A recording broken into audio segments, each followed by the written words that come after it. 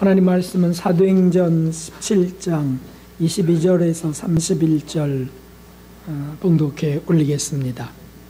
사도행전 17장 22절에서 31절까지 제가 좀 빨리 읽겠습니다. 바울이 아레오바고 가운데 서서 말하되 아덴 사람들아 너희를 보니 범사에 중교성이 많도다. 내가 두루다니며 너희의 위하는 것들을 보다가 알지 못하는 신에게라고 새긴 단도 보았으니 그런즉 너희가 알지 못하고 위하는 것을 내가 너희에게 알게 하리라. 우주와 그 가운데 있는 만유의 지으신 신께서는 천지의 주제시니 손으로 지은 전에 계시지 아니하시고 또 무엇이 부족한 것처럼 사람의 손으로 섬김을 받으시는 것이 아니니 이는 만민에게 생명과 호흡과 만물을 친히 주시는 자이심이라. 인류의 모든 족속을 한 혈통으로 만드사 온 땅에 거하게 하시고 저희 연대를 정하시며 거주의 경계를 하나셨으니 이는 사람으로 하나님을 혹 더듬어 찾아 발견케 하려 하심이로되 그는 우리 각 사람에게서 멀리 떠나 계시지 아니하도다. 우리가 그를 힘입어 살며 기동하며 있느니라. 너희 시인 중에도 어떤 사람들의 말과 같이 우리가 그의 소생이라 하니 이와 같이 신이 소생이 되었은즉 신을 금이나 은이나 돌에나 사람의 기술과 고안으로 새긴 것들과 같이 여길 것이 아니니라. 30절 31절 같이 읽겠습니다. 알지 못하던 시대에는 하나님이 허물지 아니하셨거니와 이제는 어디든지 사람을 다 명하사 회개하라 하셨으니 이는 정하신 사람으로 하여금 천하를 공의로 심판할 날을 작정하시고 이에 저를 죽은 자 가운데서 다시 살리신 것으로 모든 사람에게 믿을 만한 증거를 주셨음이니라 하니라. 아멘. 할렐루야. 하나님의 풍성한 은혜와 진리가 오늘 예배하는 모든 분들 위해 가득 부어지시기를 주님의 이름으로 축원합니다.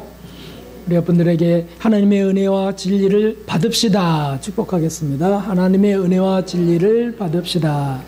감사합니다. 소박한 모임, 하나님께 그러나 예배하는 모임, 이곳에 성령 하나님이 함께 계신 줄 믿습니다. 금주는 그 민족의 전통 명절 구정이 있습니다. 토요일이죠. 이때가 되면 우리 한국은 한 3, 4일 정도 연휴를 갖고 2,700만 민족 이동들이 좀 있습니다. 2,700만이 다 움직이는 것은 아니죠. 한 1,000만 정도 움직인다 볼 수 있을까요? 그러나 이웃나라 이 중국의 춘절 같은 구정인데 이 민족 대이동은 비교가 되지 않습니다. 그들은 40일 정도, 거의 한 달 정도, 19억 명의 정도의 사람들이 전체가 움직인다고 봅니다. 그래서 일주일씩 기차를 타고 가고 그 다음에 2주일을 함께 지내고 다시 일주일을 기차를 타고 집으로 오는 거예요. 멀리 있는 분들은 그런 거죠. 그러므로 춘절에는 상점들을 열지 않습니다. 다 그저 축복을 터뜨리고요. 귀신 쫓는다며 향을 집집마다 피우고 폭죽을 터지고 소리가 납니다. 그래서 다들 그저 기뻐하지만 제일 신바람 나는 게 과연 누구일까요? 어린이일까요? 어린이일까요? 아닙니다. 바로 귀신들입니다. 그날은 그들이 살판 나는 날인 겁니다. 살판 났습니다. 제가 이 구정명절이나 추석이 다가오면 종종 소개했던 이 간증이 있습니다. 그게 뭐냐 하면 박효진 장로님 간증입니다. 이 박효진 장로님은 청성교도소 넘겨주실까요? 청성교도소와 서울구치소의 경비교도대 대대장을 했던 분입니다. 그 박효진 장로가 쓴 하나님이 고치지 못할 사람은 없다, 이 간증집에 나오는 내용들입니다. 원래 이분은 그리스도인이 아니었죠. 그래서 1년에 13번의 제사를 드리는 그런 종갓집의 정선으로 태어났습니다. 우리 지금 천국 가 계신 박종인 권사님도 1년에 13번 제사 드렸다 그러더라고요. 그리고 참 1년 내내 제사 드리는 거예요, 한마디로. 그래서 제사 한 번 드리면 2, 3일씩, 심지어는 3, 4일씩 친지들이 와서 같이 살고 먹고 그런답니다. 그러니까 얼마나 고달픈 삶이었습니까? 그런데 이 박유진 이분도 인간 최대의 보람과 사명이 뭐냐라고 물으면은 조상을 잘 섬기고 부모와 나라에 충효하는 것, 이것이라는 답변했습니다. 근데 세뇌가 완전히 되어 있는 거죠. 유교 문화에 세뇌가 딱 되어 있습니다. 우리 조장로님네도 정선집이죠. 그래서 유교 전통에 아주 그냥 뼛속까지 묻어있던 분이죠. 그래서 예수님에 대해서는 전혀 무지했고요. 기독교인에게는 적대감마저 느끼고 있었고, 같이 식사를 해도 재수가 없다고 그러고, 그렇게 불쾌했던 분입니다. 왜냐하면, 아니, 제사가 생명보다 더 큰 신앙인데, 기독교에서는 왜 그 모양이냐는 거죠. 기독교는 저 유대교에서부터 시작됐는데, 왜 남의 종교를, 우리나라의 전통 종교보다 더 높이냐? 이게 싫은 겁니다. 그러니까 이해가 안 되는 거죠. 그가 예수 그리스도를 이제 믿게 될 때 아내를 따라서, 어떻게 또 아내는 또 그런 아내를 하나님이 주신 거예요. 그래서 아내를 쫓아서 한두 번 교회에 끌려갔다고 표현하고 있어요. 끌려가다 보니까 어떻게 하다 보니까 그냥 나가게 됐습니다. 그 어느새 교인이 되고 있는 자신을 이제 알게 됐습니다. 그런데도 항상 마음속에는 뭐가 있었냐면, 왜 기독교는 제사 문제에 혹독한가, 가혹한가 라고 하는 겁니다. 왜 그토록 배격하느냐, 극단적인가? 우리나라 제사가 꼭 우상 숭배냐, 내 조상에 대한 예의를 갖추는 거다. 저도 아주 가까운 친척의 그런 얘기를 들었습니다. 이거는 조상에게 드리는 거야. 네가 어디서 났냐? 조상에게서 낳는데 감사해야 되지 않느냐? 그런 거죠. 논리는 맞습니다만은 사실은 보지 못하는 것이 있던 거죠. 한국 전통 문화로서 조상에 대한 경애, 그리고 뿌리찾기가 얼마나 중요하냐? 뿌리 없는 나무가 어딨냐? 그런 걸로 볼 수는 없을까요? 라고 하는 의문이 항상 있었던 거죠. 어느 날 교회 다니면서도 그런 게 있었거든요. 실제로요, 교회 많은 성도들이 모이는 곳에는 실제로 두 가지를 병행하며 사는 사람들이 있어요. 집사님이든 상관없어요. 이유와 명분은 있고요. 캐톨릭은 똑같이 제사도 드리잖아요. 그러니 참 이런 의문이 있을 수밖에 없는데, 교회에서 어느 날 목사님하고 밤기도를 이제 하게 됐습니다. 밤기도를 하고 집으로 함께 돌아오는 길이었습니다. 어떤 마을 앞을 지나가다가 지독한 냄새가 코를 찌르는 것을 이제 느꼈습니다. 지금까지 맡지 못했던 엄청난 악취였습니다.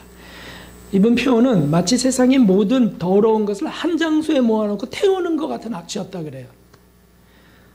그래서 그 악취, 그 냄새, 그것이 이게 도대체 어디서 이게 나느냐라고 해서 한번 좀 그 근원을 찾아보려고 마을을 삐쭉 이렇게 골목을 들어갔는데, 그저 앞에 환하게 불이 켜진 집이 보이는 겁니다. 그리고는 대문도 활짝 열려져 있습니다. 환한 전등불 아래 대청마루에서 분주하게 사람들이 아주 옷을 잘 차려 입고요, 그러고 있었습니다. 그러니까 뭡니까? 제사 드리는 집이구나. 대번에 알 수 있던 거죠. 그런데 사람들이 웅성웅성거리는 속에 이런 소리가 들려왔습니다. 빨래줄 좀 치워, 빨래줄 좀. 그저 조상님 오시다가 빨래줄 걸리면 안 되잖아. 그 빨래줄 좀 치우라고. 빨래줄 치워, 마당도 정돈하고, 제상 앞에서 절을 하고, 그리고 갖가지 음식들이 진설되어 있는데, 그 중앙에 당연히 지방도 있지만은 거기 내 사진도 올려져 있었습니다. 그래서 자신이 늘 해오던 건데 긴장이 좀 됐습니다. 긴장이. 그래, 저렇게 경건하게 드리는데 이게 필요한 거 아닌가. 그런데 대청안을 딱 살펴보는 순간 갑자기 기상천외한 광경이 펼쳐졌습니다. 주님께서 눈을 열어주신 겁니다. 제상 위는 물론이고 제상 아래에도 천장에도 진한 흑색의 영체들이 그 어두운 어떤 연기도 아닌 이상한 영체들이 온통 북적대고 있었습니다. 그래서 잘못 봤나 해서 눈을 비볐습니다. 다시 보았는데 마찬가지였습니다. 그 수는 수십이 아니었다 그래요. 셀 수가 없죠. 수백이었다 그래요. 그것들이 막 확 몰려다니는 겁니다. 온 집을 귀신 떼들이 휘젓고 있었습니다. 육체의 존재가 아니죠. 영적인 존재죠. 그래서 마치 이동하는 게 어떤 바람처럼 공기처럼 막 쏙쏙 움직이는데 막 강물 속 여름 강물 속에 피라미드처럼 그렇게 쎄쎄 몰려다니는 모습을 보았습니다. 갑자기 방향을 바꾸기도 하고요. 그리고 사람 몸속에 팍 들어갔다가 나오기도 하고요. 영체니까요. 귀신들이니까요. 입으로 들어갔다가 온몸을 휘젓고 옆구리나 또는 배설기관으로 빠져나오기도 하고요. 냄새가 진동을 했습니다. 더러운 냄새. 그리고는 또 제상 위로 올라가고 발로 막 그거 재물들을 밟아대며 춤을 추는 겁니다. 침도 뱉고요. 코도 풀고요. 온갖 거의 그 음식에다가 온갖 더러운 오물들 막 발로 밟고 궁뎅이로 비비고 그리고는 막 빙글빙글 맴돌고 막 더럽기 짝이 없는 짓들을 하고 있는 겁니다. 근데 이 사람이 제사 정선집이었잖아요. 그래서 궁금했어요. 그러면 저 사진 속에 있는 조상이 와 있는가? 이게 궁금했던 거예요. 그래갖고 그거를 이제 눈을 씻고 찾아보는데 안타깝게도 그 주인공들은 전혀 찾을 수 없었습니다. 그냥 섬뜩한 귀신들만 헤아릴 수 없으니까 북적거리지 그 제사의 그 주인이라고 하는 그 돌아가신 조상의 영혼은 거기 보이지 않는 겁니다. 아니 저게 뭐지? 저게 뭐지? 그 순간 성령님께서 마음속에서 활짝 여시면서 말씀을 하시는 것을 느꼈습니다. 이런 말씀을 하셨어요. 지금 네가 보는 것이 바로 사단의 실체이며 귀신의 실상이다. 영계에 들어간 인간의 영이 제사한 날이라고 외출해서 제사상 앞에 찾아온다는 것은 인간의 상상일 뿐이다. 아버지도 할아버지도 그 윗대 조상님들도 죽는 순간에 하나님의 심판대를 통과해서 천국으로 지옥으로 구분돼 들어갈 뿐이다. 그러므로 제삿날에 후손들이 버려놓은 이 제사상에는 조상의 영이 찾아오는 것이 아니고 지금 내 눈에 보이는 저 더러운 귀신들이 몰려들어서 무지한 인간의 영혼과 육신을 더럽히는 것이다.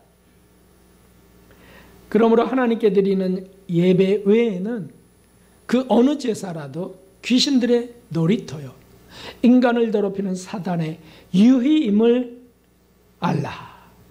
이런 감동을 탁 주신 거예요. 그렇죠. 그러니까 그 제사는 조상신이 받는 게 아니다. 그 조상신. 조상신이 어디 있는데요? 예수님을 안 믿었다면 지옥 가 있지요. 더러운 귀신들 막 아직 지옥에 안 간 영혼들, 악귀들 이런 것들이 막 그 휘젓고 있는 거죠. 그러니까 제사가 사실 복을 받는 통로에 복을 받기는커녕 더러운 귀신들을 떼거지로 끌어들이는 일이었습니다. 그게 다 그 가족과 관련이 있습니까? 아니에요. 살판 난다는 게 살판. 추석이나 이 구정에 제사 곳곳에서 드리면요, 향 피워놓고 그러면 귀신들이 막 살판 난다는 거예요. 심지어는요, 나라 이동도 안 돼. 나라 이동. 그래서 어떤 사람의 간증은 일본 쪽에서 엄청나게 억수로 많은 귀신들이 아주 몰려 이 나라를 그냥 휘젓고 다가온다는 거예요. 여러분, 저와 여러분의 가정에 그런 악취나고 더러운 떼거리 귀신들이 몰려오길 원하십니까? 말도 안 되는 일이죠. 그 자녀, 그 손주, 손녀, 그 딸 속에 들락거리길 원하시냐고요? 말도 안 되는 일이죠. 말도 안 되는. 그래 놓고 복 받겠다고요? 복 받겠다고. 귀신들이 짓밟고 있는데 말이죠. 이걸 모르니까 사람들이 다 자기 믿음이죠. 뭐. 유대인의 그건 제사고요. 예배는 우리는 우리 조상 전통 제사를 드릴 뿐이에요. 나는 믿음으로 조상들에게 나는 예를 갖추는 겁니다. 조상들에게 예의를 갖추는데 왜 귀신들을 초청하냐고요? 거기 조상이 없거든요. 무지해서 그렇습니다. 내 백성이 하나님을 아는 지식이 없으므로 망하는도다 라고 하신 거죠. 자, 보십시오. 한번 읽어보세요. 함께. 대저 이방인의 제사하는 것은 귀신에게 하는 것이요 하나님께 제사하는 것이 아니니 나는 너희가 귀신과 교제하는 자 되기를 원치 아니하노라. 아멘. 너무너무 군더더기 없이 성령의 감동으로 기록된 진리입니다. 이방인의 제사는 아무리 이 얘기 저 얘기해도 그건 귀신에게 하는 것이다. 실제로 영안이 열린 사람들 보면 잡심들이 와 있다. 잡심들이. 어떻게 우리 기독교인들이 이 사실을 알고서도 제사를 수수방관할 수 있겠습니까? 오늘 본문에는 사도 바울이 베레아에서 아테네죠. 그리스 아덴으로 내려가서 실라와 디모데를 기다리던 일이 여기 나와 있습니다. 16절에 보면 바울이 아덴에서 저희를 기다리다가 온 성에 우상이 가득한 것을 보고 마음에 분이 일어났습니다. 이 아테네에는 제우스 신전이 있는 곳이잖아요. 그래서 우상이 가득한 게 곳곳에 보이니까 막 거룩한 분노가 일어났습니다. 그래서 하나님을 알지 못하는 사람들과 변론을 시작하는 내용이 오늘 이 말씀입니다. 근데 거기에는 그리스 철학자들도 있는 것이죠. 그리스 철학자. 두 가지 학파가 있었다고 기록되어 있습니다. 하나는 에바구레오라고 하는 학파. 이 에바구레오는 에피쿠르스 학파입니다. 에피쿠르스 여러분 중고등학교 때 기억해 보십시오. 이 에피쿠르스는 쾌락주의자들입니다. 그래서 인생의 목적은 쾌락에 있다. 인생은 즐기는 거야. 엔조이 하는 거야. 이런 것들이죠. 그래서 온 세상에 지금 온 세상에 화려하게 퍼지고 장악하고 있는 게 쾌락이죠. 어떻게 하면 더 맛있고, 어떻게 하면 더 짜릿하고, 어떻게 하면 더 아주 재미난 삶을 살 수 있을까? 광고도 자극적이고요. 더 쾌락을 추구해가는 그런 것들이다. 인생의 목적은 쾌락이다. 또 스토이고라고 하는 학파가 있었다 그래요. 스토이고는 스토아 학파입니다. 스토아. 인간이 신이 될 수 있다. 범신론자들입니다. 세상 모든 게 다 신이 있다. 그래서 만물에 신이 있다. 인간도 신이 될 수 있다. 이런 게 바로 그래서 뉴 에이지 사상의 토대가 여기서부터입니다. 그 철학이란 말이죠. 인간이 생각해낼 수 있는 그 사고유의죠. 사고유의. 인간은 동물하고 틀리니까. 그러다 보니까 이런 생각들, 상상을 하고 이런 어떤 논리들을 만들어내면서 팔을 만들어냅니다. 사도 바울도 누구보다 그런 걸 잘 알죠. 그는 석학이었으니까요.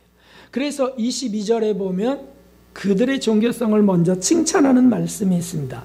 아덴 사람들아 너희를 보니 범사에 종교성이 많도다. 너희들이 이렇게 신도 세우고 무슨 파 종교성이 많도다.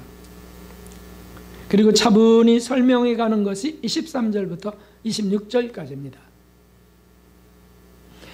신들의 이름이 너무 많아갖고요. 거기 어떤 신도 있냐면 23절에 보니까 알지 못하는 신에게 라고 새긴 단도 보았다. 그 신의 이름이 알지 못하는 신에게. 참 얼마나 참 인생이 어리석은지. 그런데 왜 하나님은 이런 철학을 그러면은 그냥 허용하셨을까? 막 사전에 차단할 수도 있는 하나님인데 왜 그런 생각을 허용하셨을까? 거기 27절에 나와 있어요. 이유가 27절에 보니까 이는 사람으로 하나님을 혹 더듬어 찾아 발견케 하려 하심이로다.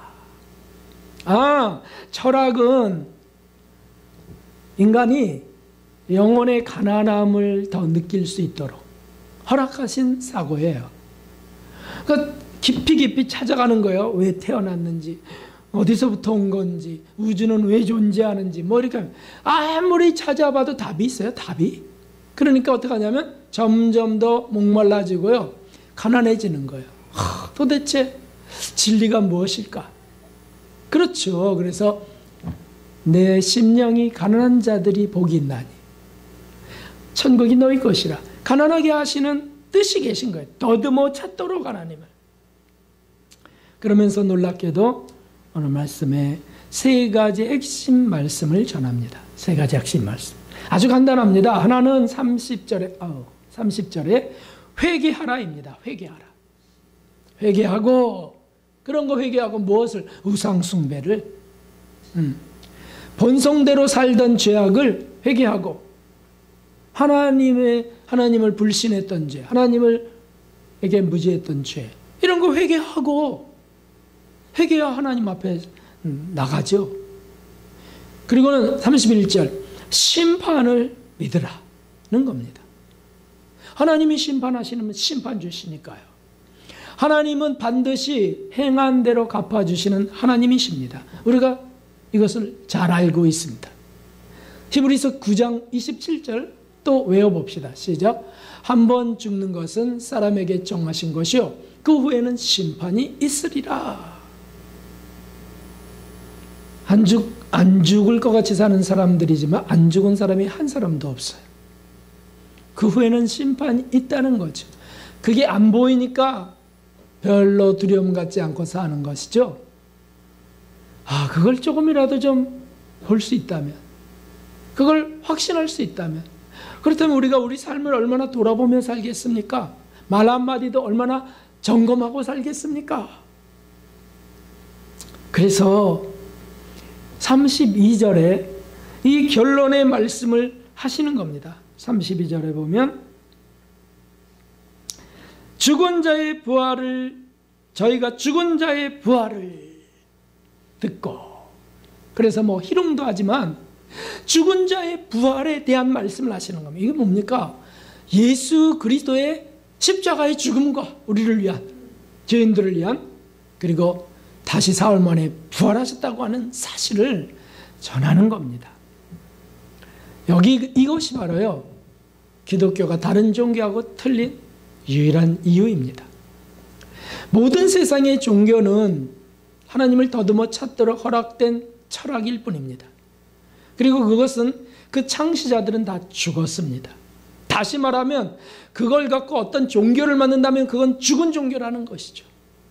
유교요? 당연히 죽은 종교죠. 불교요? 당연히 죽은 종교죠. 그리고 돌부처를 세워놓고 그걸 신이라고 여기고 있다면 어떻게 되겠습니까? 유교는 더 어처구니가 없죠. 잡심들을 모아놓고 있는데도 조상이라고 믿고 있으니까 더 어처구니 없어요. 뭐 불교도 그런 제사를 드리지만 말이죠. 이건 다 죽은 종교들이다. 왜 썩어버린 것, 죽어버린 시체를 경배하느냐? 기독교는 산종교랑 산종교, 예수님이 사흘 만에 부활하신 산종교다. 실제로 우리를 살게 하는 종교요, 생명의 종교라는 것이죠. 이것을 진리라고 합니다. 우리 대신 심판당하신 구주 예수님을 믿는 겁니다. 다시 살아나서 우리를 천국으로 인도하는, 천국은 환상이 아닙니다. 실제하는 나라입니다. 그것을 인도하시는 부활하신 주님을 믿으라. 사실 이런 명절에 사실 우리가 긴장하고 정말 각오를 하고요. 조롱당할 각오 또는 핍박당할 각오를 하고 정말 외쳐야 되는, 한마디라도 전해야 되는 것은 바로 이것입니다. 얼마나 불쌍합니까? 그 잡신들, 그 추잡한 잡신들에게 절하고 있는 모습이 얼마나 가련하고 불쌍하냐고요. 그리고 온갖 오물로 그냥 범벅을 내는 그 음식을 맛있다고 먹는, 아이고, 그거 얼마나 불쌍하냐고요. 그거 얼마나 불쌍해. 저런 아이들, 어린 아이들이 그 음식을 또 먹이잖아요. 이거 뭐 제사상에서 나온 음식이라 그러고, 이건 네가 먼저 먹어야 된다. 그 영혼을 얼마나 더럽게 하는 것이겠습니까?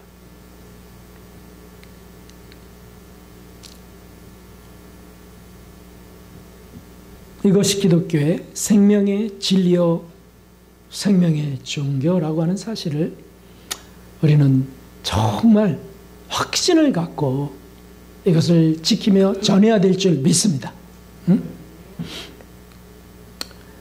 미국 대표적인 TV 방송국 CBS에서 몇 년 전에 방영된 내용입니다. 이것을 본 미국 기독교인들이 이것을 세계로 유튜브에 올렸어요. 그래서 제가 아까도 클릭해 봤어요.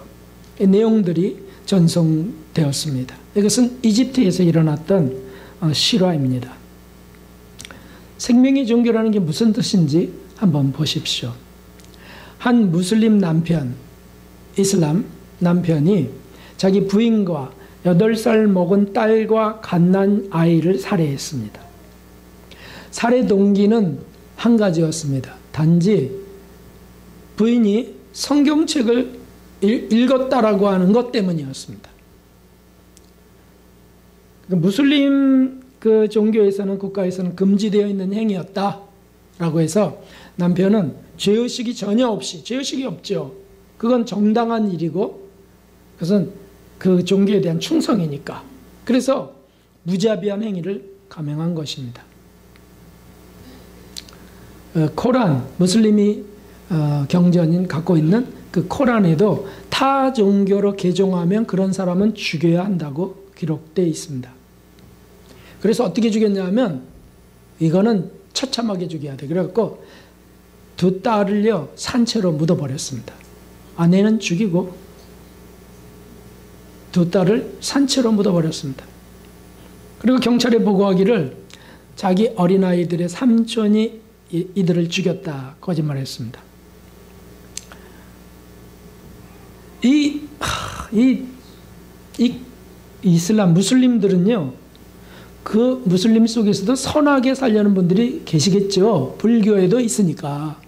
도덕적, 윤리적, 그런 선을 추구하는 거는 종교인들이 가질 수 있는 거 아니겠어요? 종교가 없어도 또 그건 양심에 선하려고 하는 사람들은 갖고 있는 겁니다.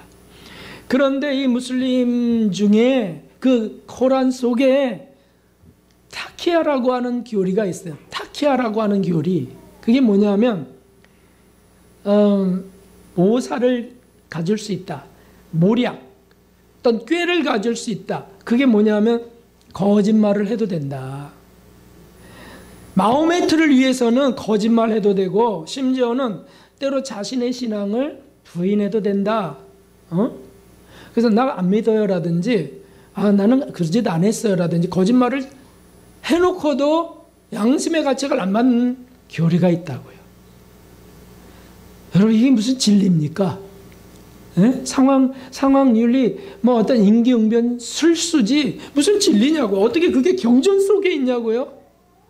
참 어처구니가 없어요. 그러니까 죽여놓고도 그걸요, 나는 성전을 했다, 거룩한 전쟁을 한 것이야. 그래서 자살폭탄도 나오는 겁니다.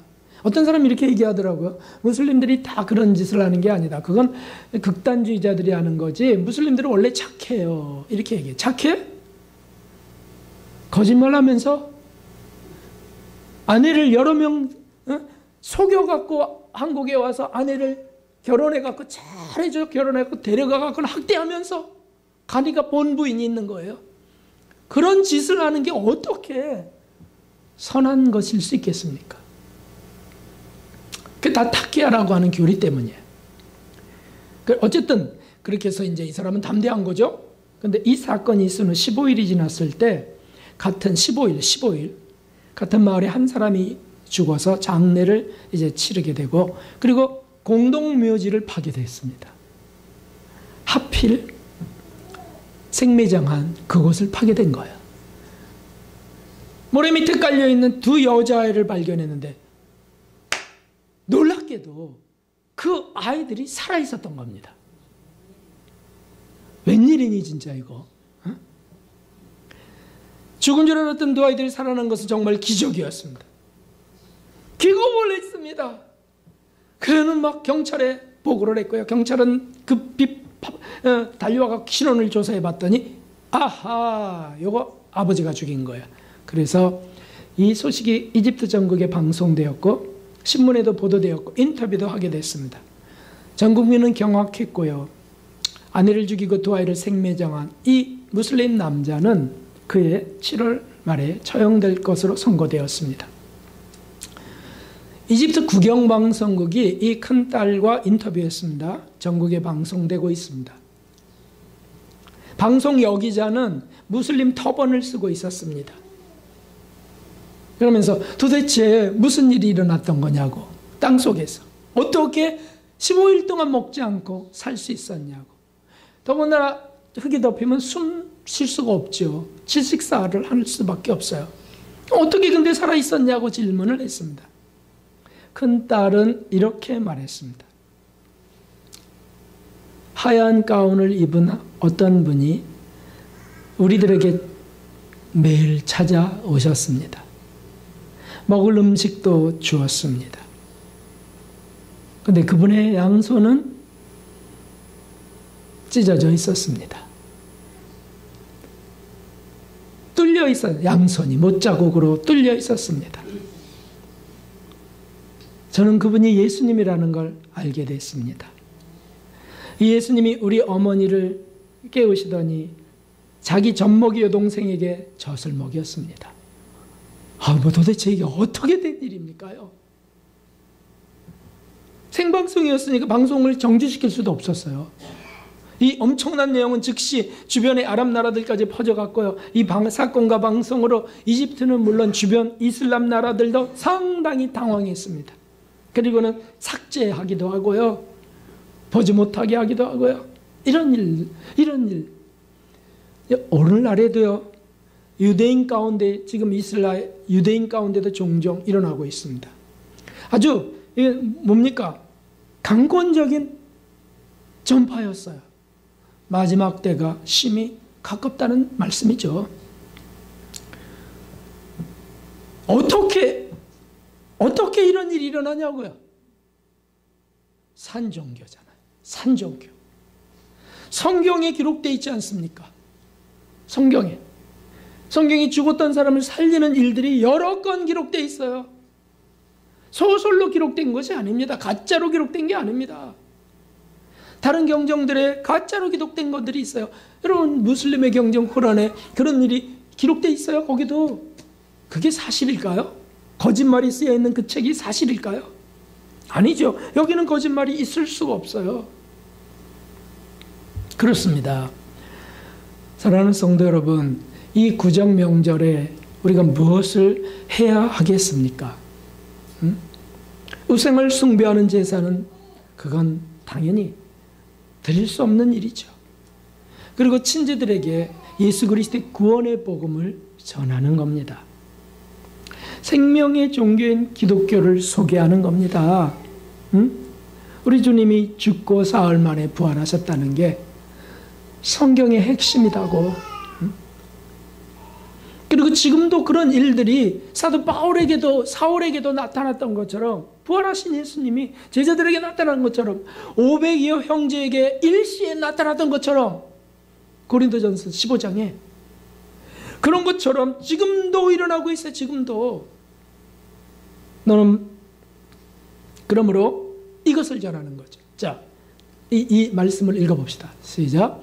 너는 말씀을 전파하라. 때를 얻든지 못 얻든지 항상 힘쓰라. 범사에 오래 참음과 가르침으로 경책하며 경계하며 권하라. 때를 얻든지 못 얻든지 항상 힘쓰라. 친지들 앞에 그 역정 내세요. 얻어맞아요. 아니 때를 얻든지 못 얻든지 안타까운 마음으로 말이죠. 그런 사람이 있다면 붙들고, 그런 남편이 있다면 붙들고, 그런 아버님이 있다면 붙들고, 사랑으로 용돈도 드리면 이렇게 해가면서 붙들고. 근데 아버님, 근데 제 말 좀 들어달라고. 여기에 주상들이 오지 않습니다. 우리 믿음이 그래도 실제는 여기에 오지 않습니다. 그 성경 구절 아까 말씀 구절 찾아드리고요. 고린도전서 7장 말씀. 어떤 분은 뭐 두렵지는 않은데요. 괜히 분위기 깨는 것 같아서요. 아니 뭐 부끄러워서요. 그리고 사실 욕먹는 거, 그날 행복한 날인데 친지들이 모여서 사랑으로 오랜만에 모였는데 거기 판 깨고 싶지 않았어요. 뭐 별 이유들이 다 있을 거예요. 그러면 마가복음을 한번 읽어봅시다. 함께. 누구든지 음란하고 죄 많은 세대에서 나와 내 말을 부끄러워하면 인자도 아버지의 영광으로 거룩한 천사들과 함께 올 때 그 사람을 부끄러워하리라. 아멘. 이런 상황, 사정 저런 사정으로 거기서 그게 분명히 더러운 우상 숭배인데 영혼을 갉아먹고 영혼을 더럽히는 그 참담한 일인데 거기서 가만히 있다면 나도 너를 부끄러워할 거야. 하나님 앞에서 너를 위하여 변론하지 않을 거야. 라고 하는 말이에요. 그러므로 성도 여러분, 우리가 용기를 내야 되겠습니다. 아니 그 거짓된 거 갖고도 막 그렇게 충성스럽게 나가는 사람들이 있는데 우린 진리가 있는데 살아계신 예수님이 지금 명하신 건데 왜 그렇게 두려워야 될까요? 거기서 기분 나빠질 것 때문에 그러세요. 거기서 그 분위기가 깨질 것 때문에 그러시는 거잖아요. 아니요. 그 영혼을 불쌍히 보면서 하나님의 예수님의 간절한 마음을 우리가 품어야 된다는 거죠. 그래서 지혜를 달라고 구하고 먼저 기도하고요. 그리고는 전해야 된다 그거죠. 죽어가는 불쌍한 영혼들 그냥 내버려 두시다가 지옥으로 차 넣으실 겁니까? 아니죠. 생명의 길로 인도하셔야죠.